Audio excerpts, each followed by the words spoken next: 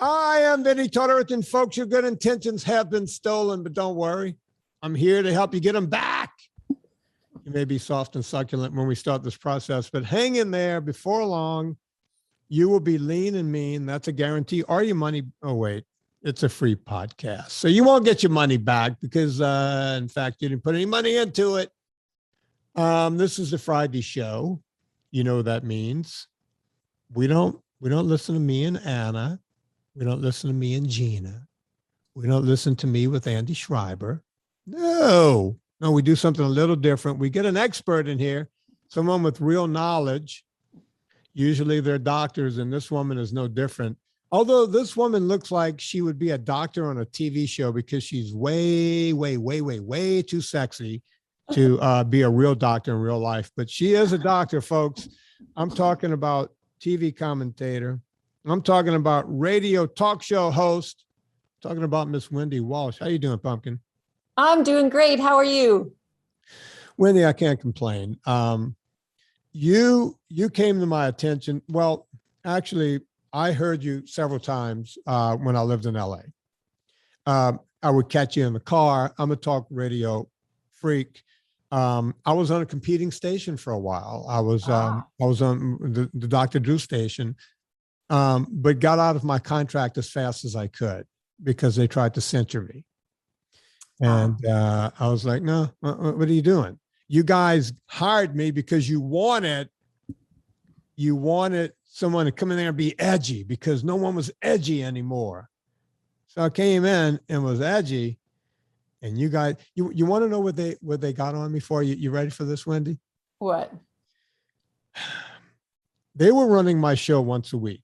Talking Fitness, the same show I had in New Orleans years earlier. And they called me up one week and they said, hey, we have a half an hour to fill on Saturday before the hockey game starts. Would you mind coming in and filling in, you more listeners who would normally hear you during the week, they'll hear you. And it was 790 kb. Yeah. So I went, yeah, I'll come in, might as well. So I drove in. I covered, I just pissed and moaned for about 22 minutes. And I went, okay, coming up next, the Kings hockey game is going to start. I said, for the life of me, I can't understand why anyone would listen to hockey on the radio because it's beautiful weather outside and we're in the middle of football playoffs. But if you're that guy, enjoy the hockey game on the radio. Well, the guy who owns the Kings heard that. Uh-oh. And called the station and said, hey, we're one of the biggest advertisers on your station. You got to get this guy to issue an apology and do a retraction. I went, are you insane? Are you, that's my opinion. I didn't tell people not to listen to the game. Are you going to censor me? He said, oh, you got to. I said, you know what? I called my attorney. I said, I got 13 week outs, right? And he goes, oh yeah. And I said, how many weeks left in this 13-week cycle? And he said 6 weeks. I said, call him up right now. And then they started begging me to stay. What do you want? What can we do? And it's like, no. This wasn't a ploy. This was me saying adios. I got 1 million people over here on the podcast. And guess who's not telling me anything? Me. That's who's not telling me anything. So, but Wendy, I'm glad that you're on the radio and I'm glad that you're doing it. Explain to this is different, folks. This is not going to be the same kind of show we do where we talk about low carb and how great people are and how fabulous it is. Although Wendy is one of those people. Wendy, you're also a doctor that follows relationships. How did you get into that? What is it? How did you become you? So I was in media all my life as a journalist. And one of the things I learned as a journalist I was pretty good at is taking sometimes complicated science and turning it into language that everybody can understand. I also, at the same time in my personal life, was having terrible relationships, not knowing anything about my attachment style, not knowing about how early childhood trauma can impact your relationships. And by the time I settled down to be pregnant in midlife, really, I was 36 with my first baby, I went to therapy just crying with all the pregnancy hormones and started peeling back the layers. And so it was during pregnancy, nursing, and raising toddlers that I actually went back to grad school, originally to learn about how to be a good parent, how developmental psychology, how to raise this developing brain that was growing inside me and outside of me, the two kids I had. And, the more I learned about early life attachment, the more I understood that it becomes a roadmap for life, and that we form a kind of model or idea in our head for what love is. And then we go out in our adult romantic life and we find people who will make us feel the same way. Now, all's well and good if you had parents early in life that loved you and cared for you. But if love was mixed with pain, longing, criticism, you'll still go and find that because that's normal to you. So I just became a little bit obsessed. I got a master's and PhD in psychology, became obsessed with attachment theory. And from that, evolutionary psychology, because that's really where animal imprinting was, where the whole bonding thing sort of began. And now there's so much science and research on attachment theory. It is the most studied theory in all of psychology. They can see attachment. They put people in MRI machines. They show them picture their lovers. They look at what parts of their brain light up. And sometimes it's the fear center, which is very weird. Sometimes it's the suppression center. So we can actually see our attachment style and how it's shaping our brain. But I want to say this isn't just about finding a nice date or a comfortable home life. What we know is that early life attachment trauma and a lifetime of unhealthy relationships leads to disease. I'm a professor of health psychology, and I teach more about relationships and social life for our health than diet and exercise, because we know that if you have attachment anxiety, your cortisol levels go up. You're more prone to diabetes, heart disease, stroke. We know that people with a secure attachment style who stay in monogamous relationships have better mental health, better physical health, and they actually live longer. So that's why I'm obsessed with it. Wendy, is it okay if we ask you about your life? And absolutely. Okay, I have to ask. I heard your show, and you're wide open. I mean, hell, I followed something where you talked about the size of a guy's testicles being, and I do have questions about that later. Whether he cheats.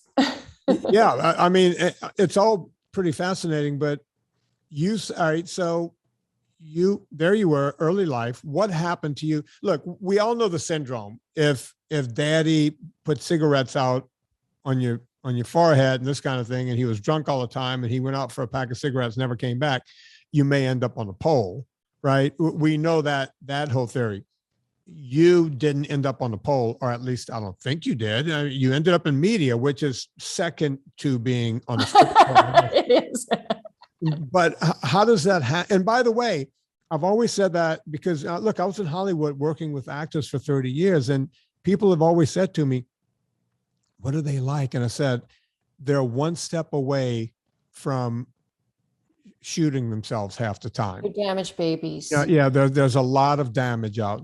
The audience and the entourage become the surrogate mother to make up for the loss. And the entourage being the makeup artists, the hairdressers, the bartenders, the trainers, the drivers, the housekeepers are there propping them up. Yeah. Absolutely. I mean, we could do a whole show. Dr. Drew and I talk about that all the time because, Drew deals with a lot of, addiction medicine and people who are addicted and the whole thing. And I was in that world, and everybody thinks, it's funny because I never talked much about my clientele. But I would always, everyone knew that I was really good friends with the craziest man in show business, Howie Mandel. And, I met Adam Carolla through Howie Mandel. Now I think Howie's quite open about his OCD. Oh, he's very open. And he's sort of a model for how to take care of your mental health. As Howie used to always tell me, if you break your leg, you go to a doctor, they put a cast on it, and everyone can point and go, oh, you broke your leg. But when you're mentally unstable, it becomes this kind of weird, we can't talk about it. But I don't want to get off on it, but everyone thinks, Howie's the craziest guy on the planet. No, Howie is the most sane human being on the planet because he deals with his problems, right? Yeah, of course, he doesn't want to shake your hands. Guess what? I know some really crazy people in Hollywood. They make Howie Mandel the most sane man in the world. But let's go back to you. Mm-hmm. Wendy, what happened in your early life? I will tell you, and before I tell you, I will just say that I had the good fortune of having a really good brain and an analytical mind. And so I pumped my trauma through my prefrontal cortex and tried to get information and make sense of it. I think early life was medical trauma. My mother had something that didn't even have a name until the mid 1970s. It's called Munchausen by proxy syndrome. And so any little ache and pain, I was rushed to a doctor. And if they do enough tests on a small child, they'll find something wrong. So I really had a lot of unnecessary surgeries. As I like to say, my first rape was rape by catheter. Then when I was a teenager, I was shipped off to Paris to model. I'm part of a group of former models right now who are speaking out against the former president of Elite. And so as a teenager, I guess your listeners are okay with hearing about trauma. I don't want to trigger anybody. No, this podcast is probably the most open podcast of all podcasts. There's nothing you can't say here that, we put it all out there. That's what's made this show what it is. And so as a teenager alone in France, not knowing another soul and not speaking the language, I was anally raped by the president of Elite Models. And so I was questioning, like, is this what life is? Is this what adults do? Is this what love is? Is this what relationships are? And, when I got to LA and I'm Canadian, I was so shocked by the lookism in the American culture that it opened all kinds of doors to me, and not the best doors in town, I will let you know. And so, I just went through so many heartbreaks of playboys looking for love in all the wrong direction. And by the time I took what I would call the last man standing, which was a guy who was a non-smoking, non-drinking, vegetarian, non-gambling, I thought, well, I've scored the jackpot. And what I didn't know is that often people who control their outside environment like that are doing that because they have a lot of chaos inside. Right. And so 2 kids and 9 years later, I found out he'd fraudulently written himself a check on my home and nearly put me into poverty. But on his way out the door, knocked me unconscious. So I have survived medical trauma, rape, a lot of heartbreak, and domestic violence. And guess what? I just want to stop by saying that I raised 2 daughters alone as a single mother. One of them just graduated from Harvard. The other just graduated from high school. I now own a real estate portfolio that I have been continuing to build. I run Airbnbs. I am a natural hostess. I have a wonderful support network. And all this happened because I went to therapy, because I did the work, because I tried to understand what was going on in my life. And so I really believe not only healing can be possible, but absolute thriving. I never consider myself a victim ever for a second. I believe that I created all those choices. I did it unconsciously. I was making choices out of my awareness, but I also solved the problems for myself as I went along. I think I just met me with a vagina. And we both like protein and vegetables, so we're good. Yeah, so and there you have it, folks. Good night, everybody. First off, Wendy, I'm shocked that you and I never met in LA because I was a collector of damaged goods. Bottom line. That's why we didn't meet. I was off collecting the other gender of the damaged goods. Right, but wow. I used to say my mother named me Wendy because I take care of lost boys. Wendy, there's so much to unpack here from what you just said. My wife, you don't know anything about me. I'm married to Serena Scott Thomas. She's a Bond girl. And she was a model when she was 16. She started off, you think you started off in France. She started off in Ibiza in the 70s. And it was Coke fueled, blah, blah, blah. And the story she tells about the seediness of what went on there, everyone thinks, and it's actually trafficking. They sell those girls. I mean, Jeffrey Epstein invested in modeling agencies around the world. And do you know how he got those teenagers to his island? He told them there was work there. And he even flew in photographers to take their pictures, and they thought they were going to work. So, no blame to the girls that were there. Yeah, you know, Serena will tell you that several times she got lucky, that she ended up, her first big contract was with a German bikini, you know, conglomerate, and they took her on, you know, she was 16, and they took her under their wing, and, you know, she was able to get a real work and real jobs and was making real money. But she talks about what happened on the way there, and the fact that she's alive is pretty interesting story. Yeah.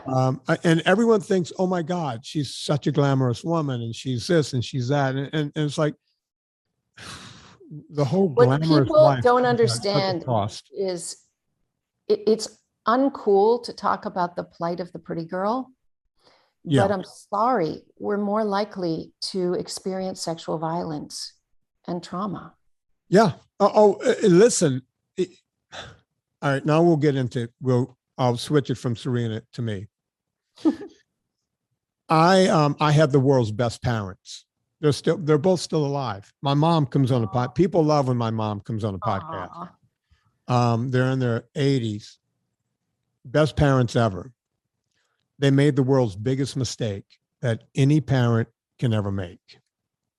They sent me to Catholic school. And Enough said. that is not meant as a joke. You want to talk about trauma? You know, I do commercials for law firms. You might have seen them where they're going after the Catholic Church for sexual abuse. And the Catholic Church has spent hundreds and hundreds and hundreds of $millions paying off suits. Well, you see, luckily for me, I was never really sexually abused because I was a physical kid. And they're not going to mess with the physical kids, right? And I had some kind of street smarts that allowed them, the priest, to leave me alone. You know, in the deep South where I grew up, as you know, they would just move these priests from parish to parish. Oh, and yeah, they still do it. I was the kid that would always ask questions. They would go, oh, Father, I'm going to make up a name. Father David is now leaving for another parish. And I would say, well, why is he going to another parish? And they would say, well, he's needed there. So they're going to send another priest here.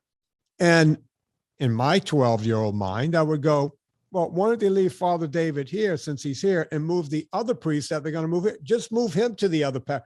Oh, I didn't realize that they had to move Father David, right? See, that's what they were doing. They were pumping these priests through. And these guys were doing what they were doing in every parish, and then they'd go to the next parish and do it again. And the Catholic Church was fine. See, I didn't get caught up in that. I got caught up in a more sinister thing, and I wrote about it in my book, Fitness Confidential. It was a book about fitness where I go into what happens to a kid in Catholic school, which is crazy. I was beaten down by the nuns. And when these nuns realized that the Italian kid, his voice dropped, they know that puberty has been reached. And they know it has been reached about a year before the other kids reached puberty. So they would call me in. Man, we want to sit down with you. Yeah, what you got? You ever think about women? No. You never, ever think about women and things you can do with women? No. It'd be two nuns interrogating me. It's like, okay, so you've never had a thought about anything sexual with a woman? And it's like, well, like kind of, I don't know, maybe. They would go through this whole thing. And one of these nuns took my hand one day. And she took you remember the Marks a Lot? It was a brand of pen. Yes. She said, look what's written on this pen. It says indelible ink.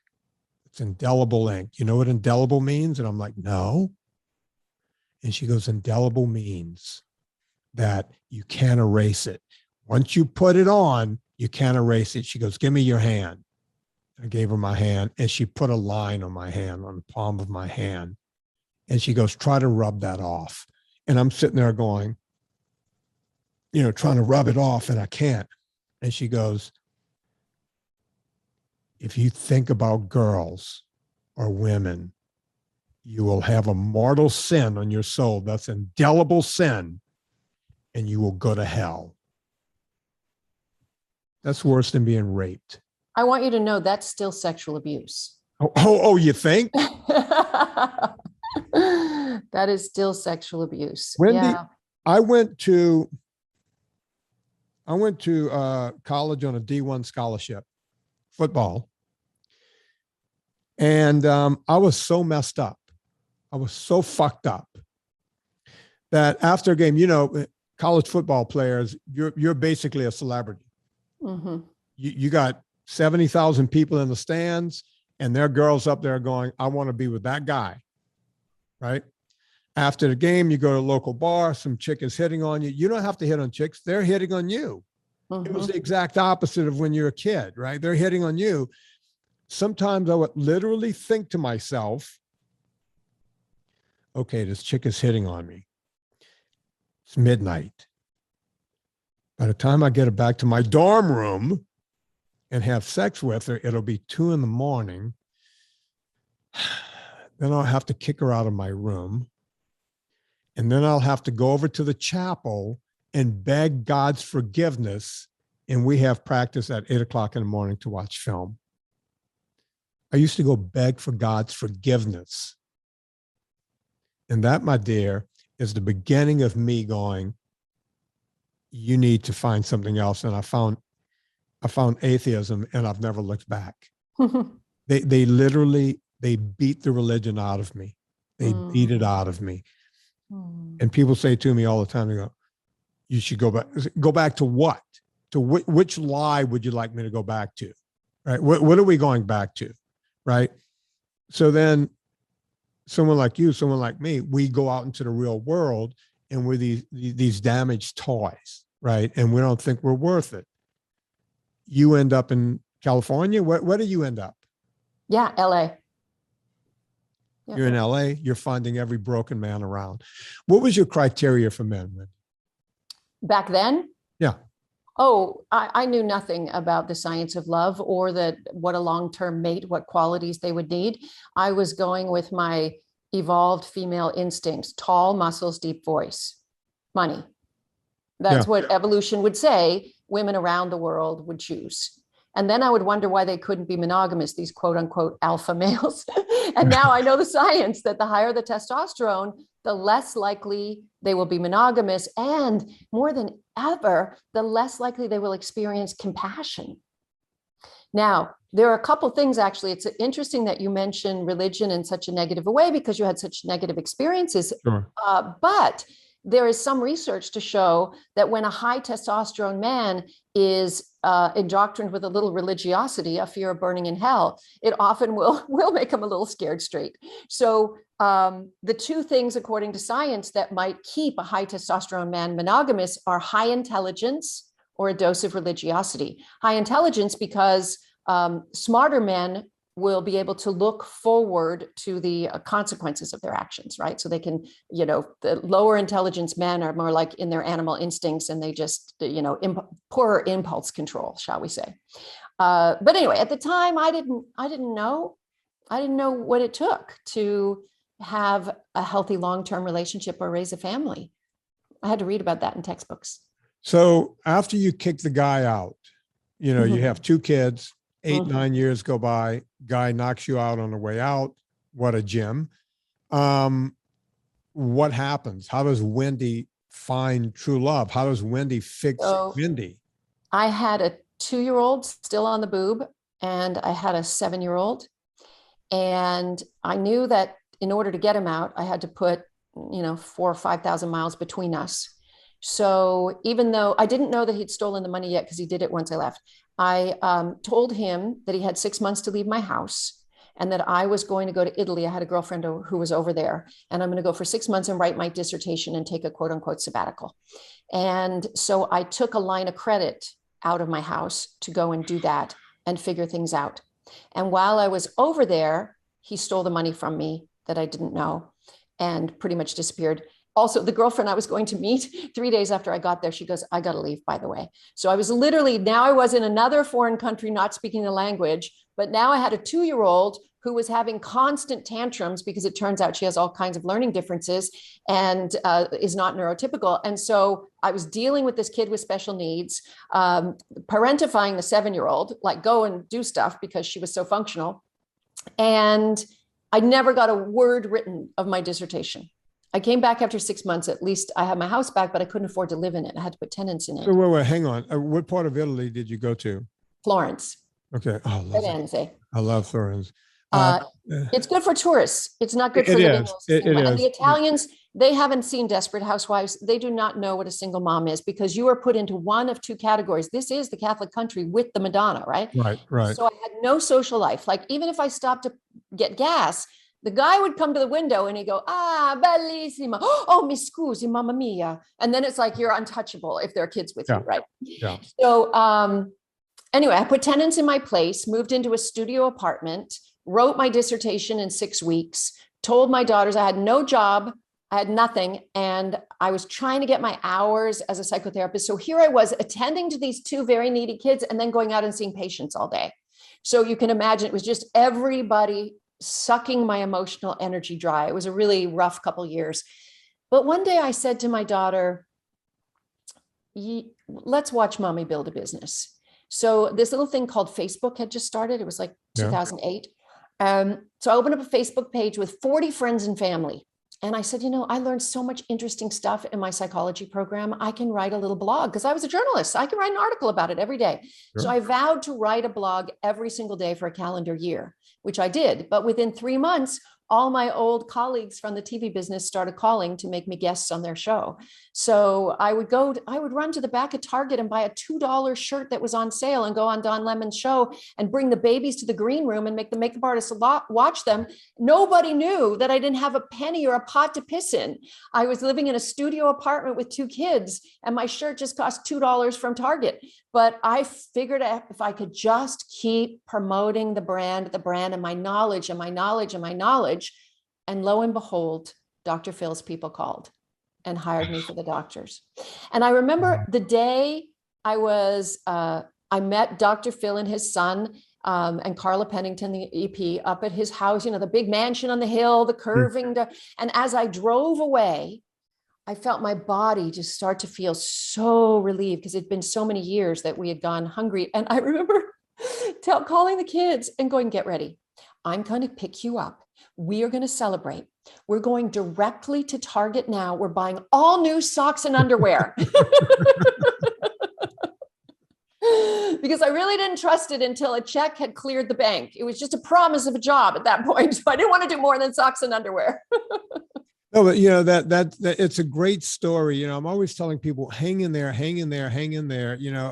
Look, I don't, aforementioned, I don't have religion. I have a great family, but I started reading as a young kid. I was living on a bayou. I mean, CCR wrote songs about guys like me. I was born in a shotgun shack on a bayou. That's a fact. Wow. And, but my mom, both my parents were school teachers. My dad is a doctorate in history, and my mom taught me this love of reading. And at 12, I was reading Norman Vincent Peale. I was reading Napoleon Hill. I found a book on the great Vince Lombardi. And it's still today, I'm 59 years old. I follow the Lombardi method. I'm always 15 minutes early. Mm-hmm. I'm always striving. He always says, there's no such thing as perfect, but if you strive for perfection, you'll land on excellence. And I believe in all of that, right?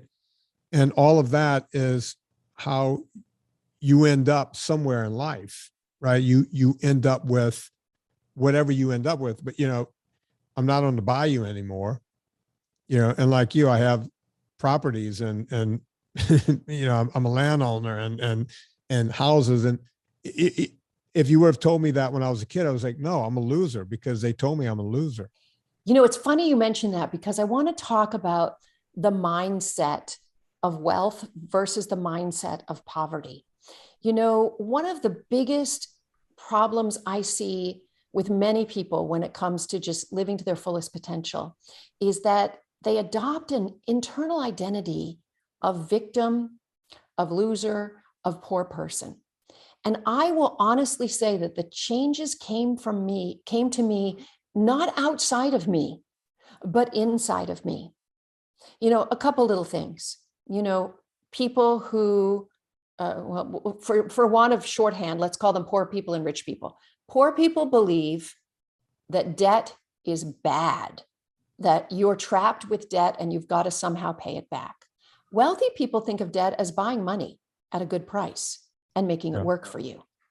And so figuring out that A, you're deserving, and B, it's no different than buying something at the grocery store. If you can figure out how to get a credit card to go buy your groceries, you can figure out how to get a mortgage to go buy a house. And I think that people stop themselves internally because they don't believe they're deserving of it. It's interesting. I'm actually working on trying to buy a third property right now. And I was on the phone with a mortgage banker, and he did that shit. They talk to women this way all the time. Well, I need to see your tax returns. I need to see the bottom line, your personal tax return. And I need to show you, what you got in your pension fund. I say, excuse me, I'm not looking for that kind of loan. First of all, I have a corporation and 2 LLCs, and I want you to look at the whole picture and look at the cash flow. And I'd like to give me a portfolio loan on everything I own. And he's like, oh, well, we don't do that. Okay, move on. Yeah. Like, it's just, whereas in the old days, I would have been like, I'm sorry, I guess I don't make enough money for this loan. There's something wrong with me. But now it's like, you ask enough people, the right person will finance you. Yeah.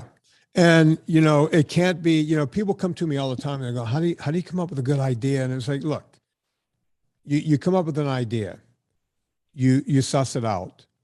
You don't go looking for money on day one. Live with your idea a bit. See, really, pencil and paper. You don't even need a computer, just pencil and paper. You can start figuring out whether it's going to work or not. But you just have to have everything lined up. And if it works, then someone else will see your vision too. You don't have to just, and by the way, it might not come on year 1 or year 2 or year 3, but as long as you hang on to the idea, if it's a real idea, if it's something that could be sussed out, you can get that. And that's where most people fall short. I hear the excuses all the time. Whenever someone starts with, well, Vin, you don't understand. It's like, no. You're telling you don't understand. Because I don't want to hear you're already working 2 jobs and you got a wife at home and you got 2 kids and you can't afford that and you can't do this. I don't want to hear, well, Vin, you don't understand, because you're telling me how you're setting yourself up for failure. I don't want to hear it. Tell me how you're going to make it work.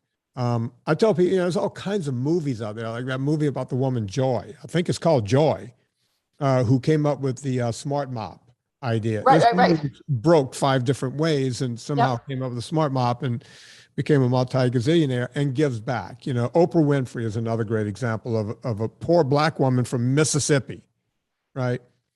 Most people don't know how Oprah got started.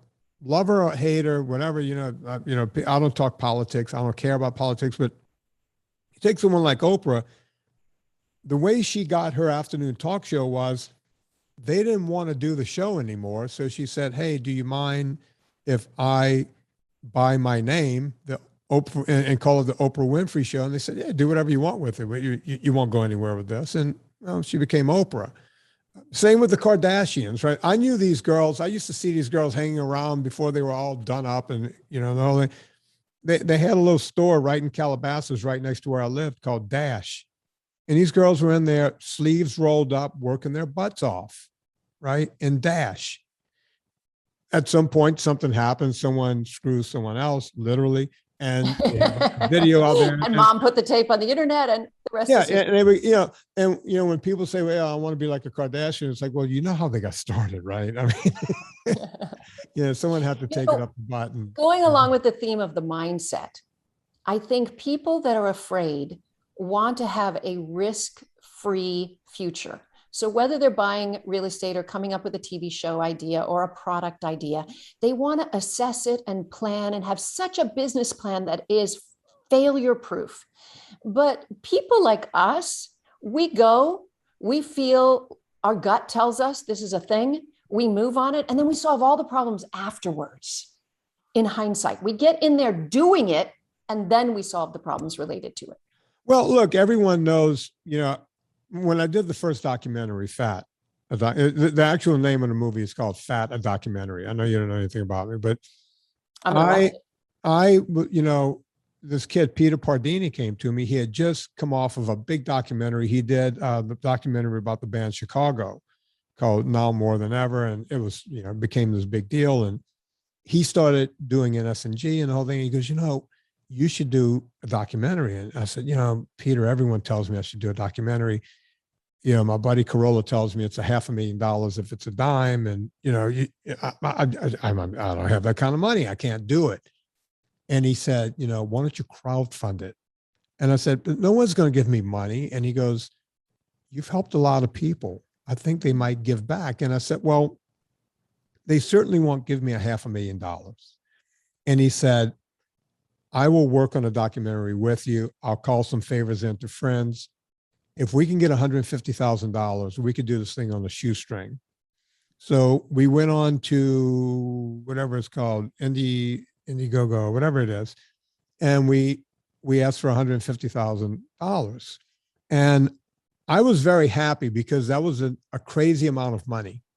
And I knew no one would give it to me. It's only $1 to 150,000 people. Right. But you see, here's the thing, Wendy, I didn't think they were going to give me the money. And then I can just say, well, Peter, we only got the $75,000. Let's not do this. Well, we didn't get 150,000. We ended up getting $250,000. Wow. And so, yeah, people were like, oh my God, yes. You know, all these people listen to my podcast. I had no idea they would actually open up their wallets and give me money. And then to finish the movie, I had to put some of my own money in, a lot of my own money just to get it to the finish line. And I told myself when the money came back, it was the number one film that Gravitas Ventures, who put it out. It was their number one film ever. It was, that movie Free Solo came out the same year. We toppled them on iTunes for like a month. And then he came back and beat me. But, you know, the movie just kept selling and selling. So made a lot of money. But I had this money and I felt like it wasn't mine because it was given to me by these people over here.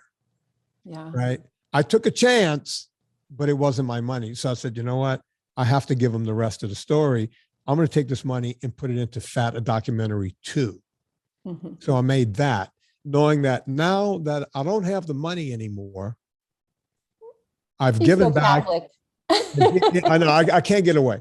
You know, my religion is I want to help other people. Yeah, it's a good one. So I put the money in. I did Fat 2, which some people say is better than Fat 1 because it tells more of a story. Mm-hmm.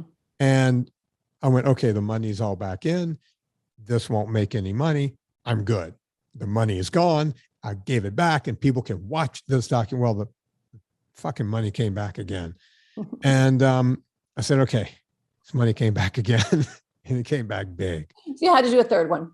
Yeah. So that's why I did Beyond Impossible. Yeah. So I tell everyone, if Beyond Impossible does not do well, done. I'm good. I'm out. Yep. Right. I'm not a movie producer to begin with. But you're spreading really important, usable information. I haven't seen your docs yet, but I will.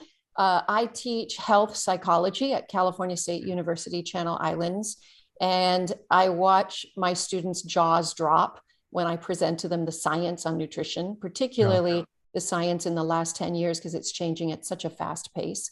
And then the vegans raise their hands and say how. And I said, you know, you can do a keto vegan diet, but you're going to have to eat a lot of nuts, probably 9 cups a day. You better love avocados. Yeah. But I love your avocados. I was at some party one night and there was I think he was from Chile, a Chilean action adventure star. It was a Hollywood party and he was a young guy and he was all muscled out and gorgeous. And the server with the cookie tray came by and I said, thank you, I'm sugar-free. And he said, oh, are you keto? And I said, yeah, my cardiologist of all people put me on this damn thing 4 years ago. Who knew?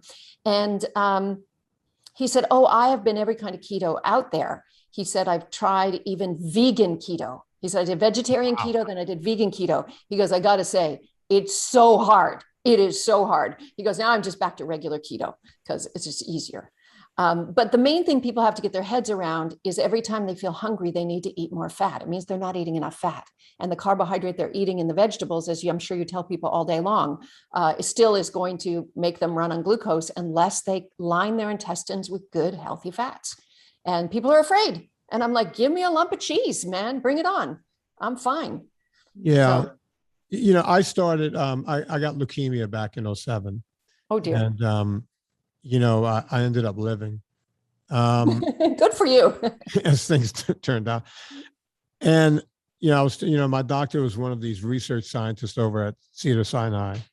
And I said to her, I said, Becky, you know, everybody, all my Hollywood clients and everyone's telling me I got to have 10 ounces of wheatgrass twice a day. I said, look, I can't even have an ounce without burping that stuff for a month. Is there any truth behind macro this and, you know, wheatgrass? And she goes, no, there's none. There's none. I said, is there anything? She goes, you're that no sugars, no grains guy, right? I said, yeah. She goes, do that. I said, wait, what? And she goes, that thing you tell your clients to do more of that. Because she goes, the science is not settled, but this is coming down the pipe. I learned this in 2008. That she goes, I said, so you're telling me what I'm telling everyone else to do to lose weight. You're telling me, she goes, yeah. It's good for anything. Yeah. She goes, the science is coming around to that because cells are closed. These cancer cells don't live on oxygen. They live on sugar. Yep. Sugar is cancer's favorite food. Now, here's the crazy part, Wendy. They told me I would have, you know, when they knocked my chemo into my leukemia into remission, they said the type of leukemia you have, it will come back within 5 years. She goes, now, a couple of people have made it 6 or 7 years, but we put them on chemo and we kill it off again. And then you're good for another 5 or 6 or 7 years. Well, that's a lot of chemicals going into a young, healthy body like mine. So I said, I wonder if I could just stave this off for more than 6 years, even if I get 7 years out of it.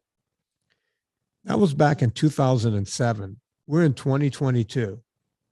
My leukemia has never come back. Now, there's no one studying me going, hey, look at that guy. Yeah, look at him. No one. Right? Yet everyone is always telling us in one way or another, follow the science. Mm-hmm. It's crazy, isn't it? It's the information is there. People it's counterintuitive because the old food industry erroneously told people that low fat, the fat made fat, and that low fat is good for them. And so it's hard to get their head around it. But I come to it from an evolutionary psychology standpoint. So we were not the top of the food chain by any means.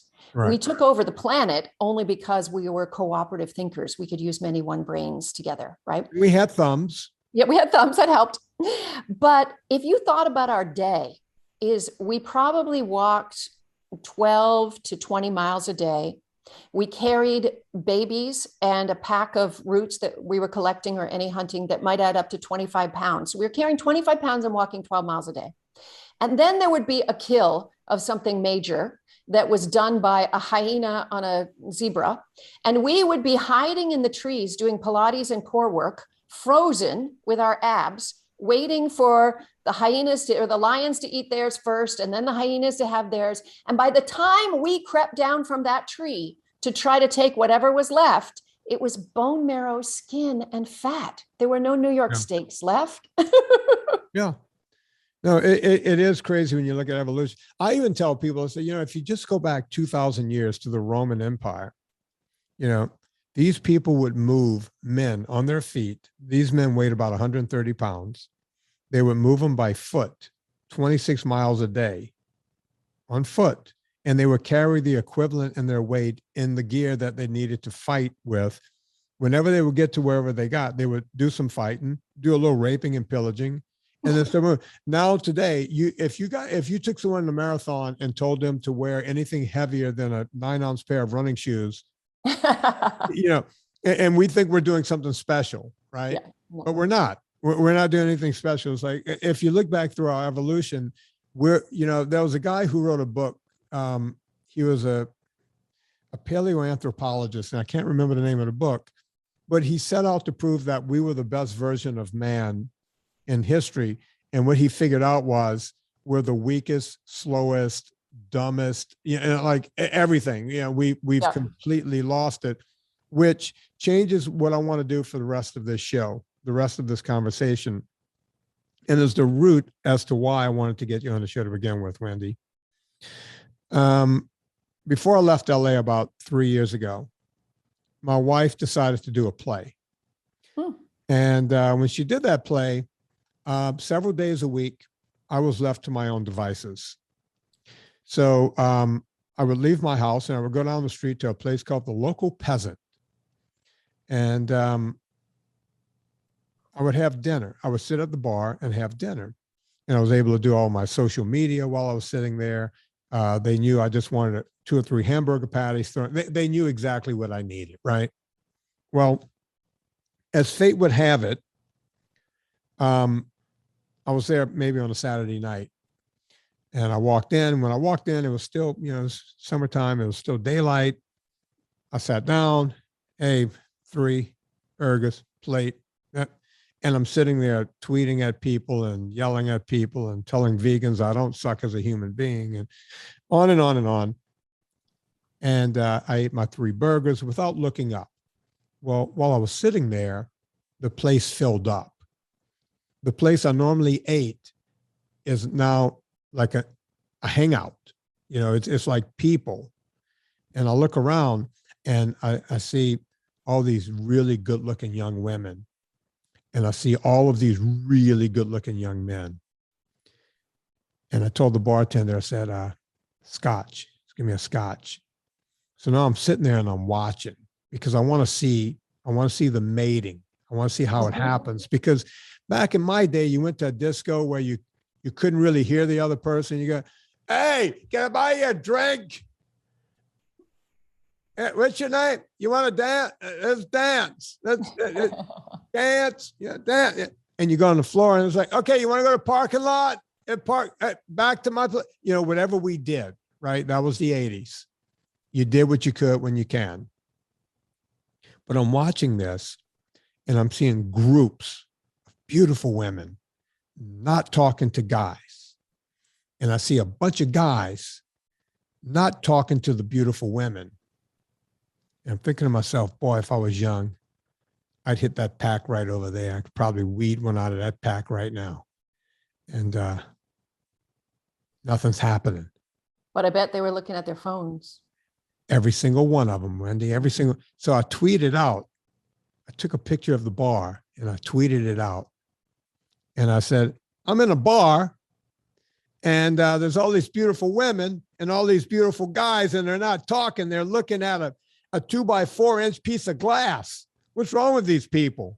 These women have perfectly good vaginas, and these guys aren't even interested in it.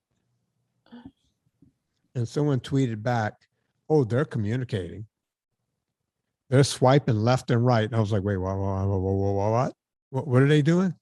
Yep. Is this really what's going on?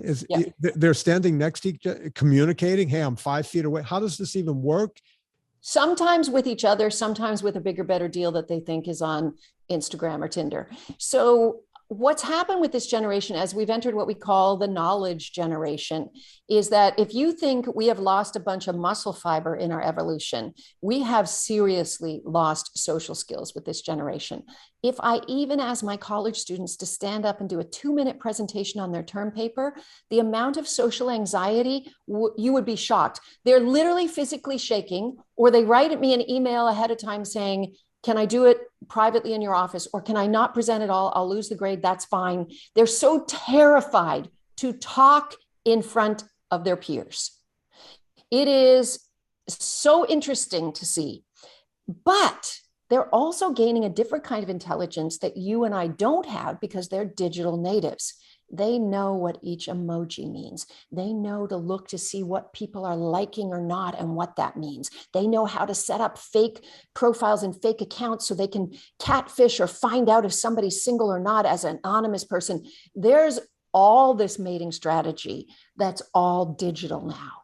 And they are eventually getting together the question will be, will they be able to stay together long enough to get the health benefits? Now, I'm not a big believer in till death do us part.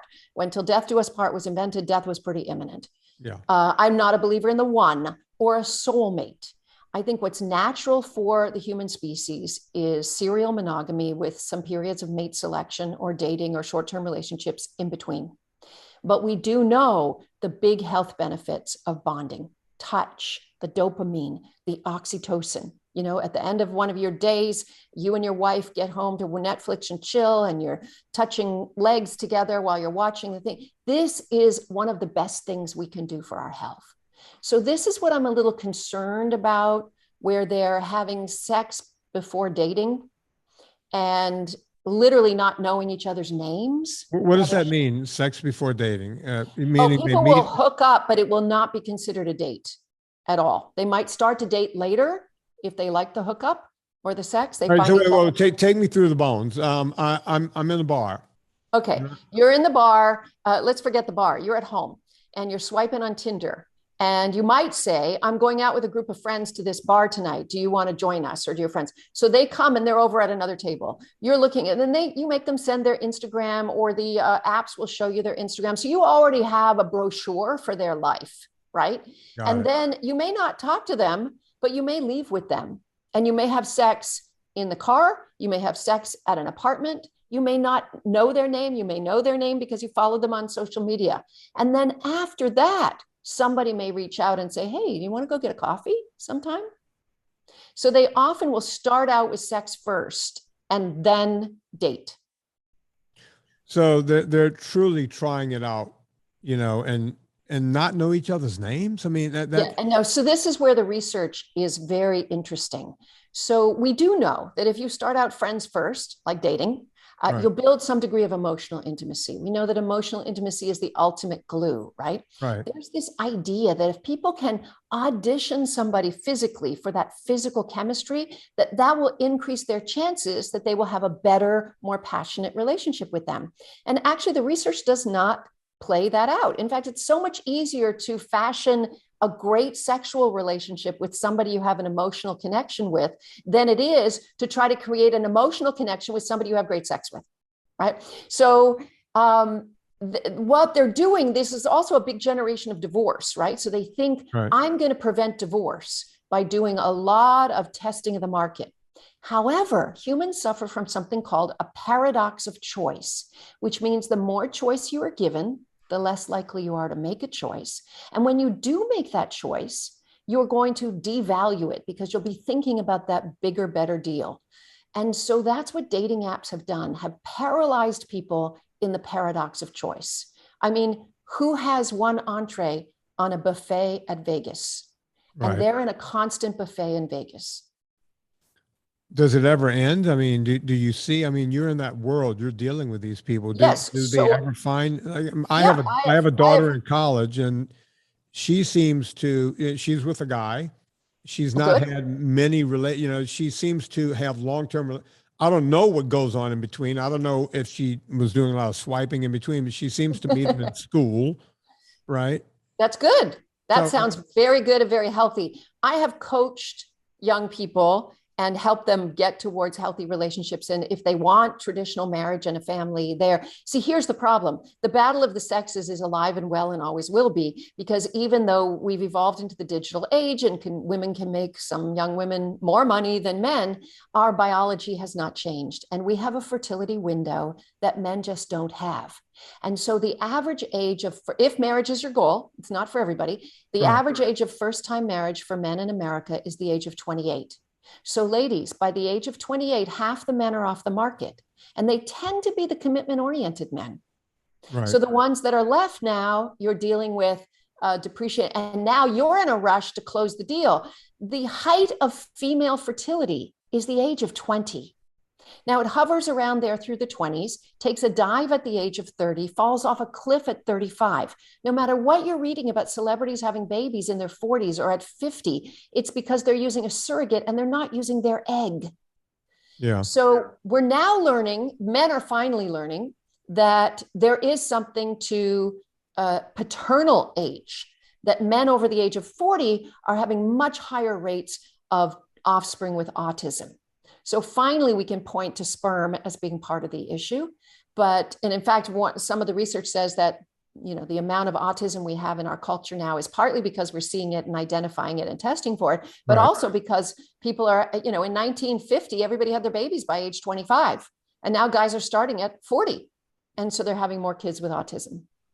It's just interesting how it's all working. And I, look, I sit around and worry about kids getting fat. Which is a big problem. It is a big problem. I think we're heading down, I've always said on the show, we're going to break from the weight of our own weight.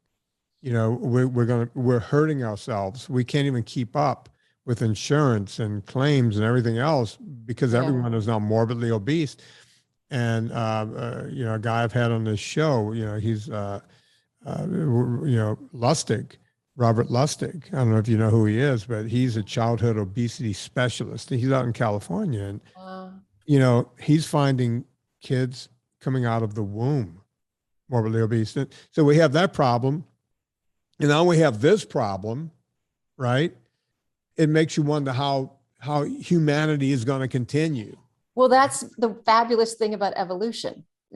People like us, our genes are going to stay in evolution's chain, and that's ultimately what happens. We use the pandemic as a great example. When people get mad about the anti-vaxxers out there, I'm like, look, Darwin identified this a long time ago. It's called natural selection.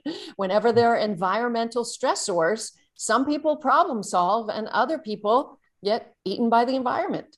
And so sadly, that's what's going to happen. It's all very interesting. The whole thing drives me nuts. Right. And I get it. I'm old man Vinnie. I sit here, I argue, I complain about everything, but I don't want to see it end after our generation or the next generation. So I wish him luck. Hang on, Wendy, because I have a few more questions. So you have a little time, or you need to go? Just a little, yeah. I have to record 2 more videos before I lose. Oh, look, got dark out there. Okay, my video production's gone. Oh, you see, I split it up for you. Folks, Villa Cappelli has been the longest running sponsor of this show. Villa Cappelli, Puglia, Italy is where it started, and that's where all the olive oil comes from. And Paul Cappelli, along with his husband, Stephen Crutchfield, started this company, and it's the only olive oil I put in my body.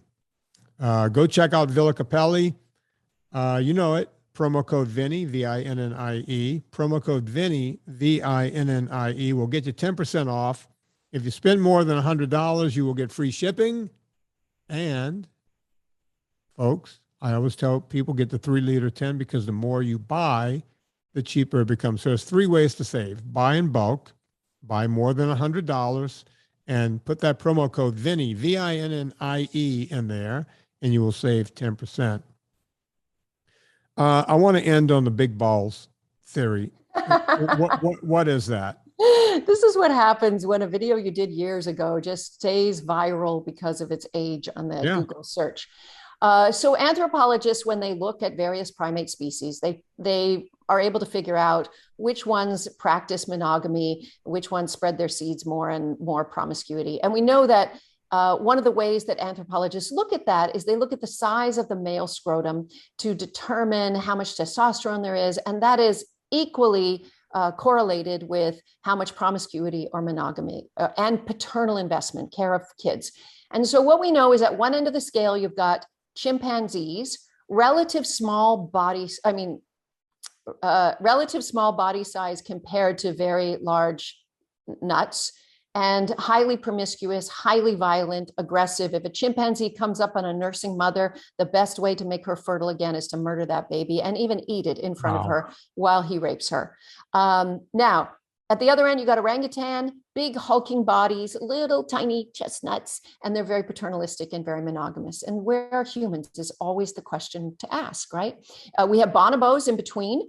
Bonobos are like make love, not war. They have all kinds of same-sex behavior as well. Sex is the biggest favor they ever give out for anybody of any gender. In fact, if a male bonobo tries to rape a girl, all the female bonobos get together and kill him. So it's a very loving little primate species.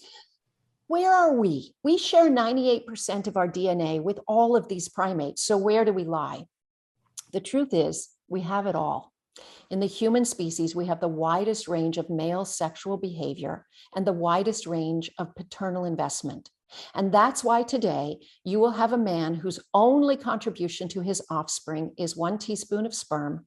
And at the other end of the scale, you've got a, baby wearing, carpool driving, softball throwing, doting dad. And we have everything in between. And it's up to women to be selective. Unfortunately, they are wired to choose the high testosterone, tall, big muscle, deep voiced men because they will more likely to impregnate her, but they're less likely to stay around and help with the child rearing. Very interesting.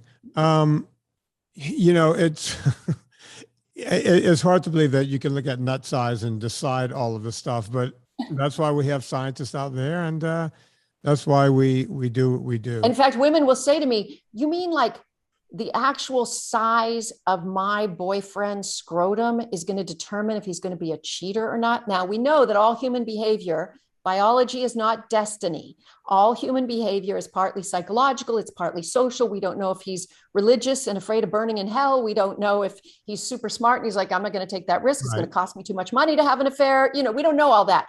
But the research shows most professional athletes have high testosterone. We use the term big balls. He's got some gonads on him, right? And highly promiscuous. Yeah. And turns out I was one of those athletes. So who knows?